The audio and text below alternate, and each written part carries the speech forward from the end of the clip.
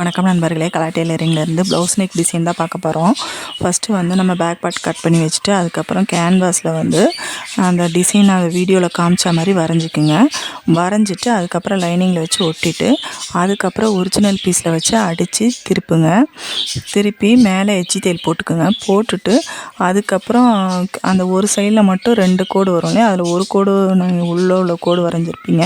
வெளியே உள்ள கோடை வந்து இன்னொரு கேன்வாஸில் வரைஞ்சி அதை வேறு சாரீ கலரில் வந்து இது பண்ணிவிட்டு அதை வந்து அந்த ஓரத்தில் அடிச்சிருங்க. அடிச்சுட்டு சாரீ கலர்லேயே நாட்டு ரெடி பண்ணி ஒவ்வொரு கேர்வுக்கும் வந்து ஒவ்வொரு நாட்டு வச்சு ஒவ்வொரு பீட்ஸ் வச்சு தைச்சிங்கன்னா பார்க்க சிம்பிளாகவும் இருக்கும், நீட்டாகவும் இருக்கும், கிராண்டாகவும் இருக்கும். இது பிடிச்சிருந்தா லைக் பண்ணுங்கள், ஷேர் பண்ணுங்கள், மறக்காமல் சப்ஸ்கிரைப் பண்ணுங்கள்.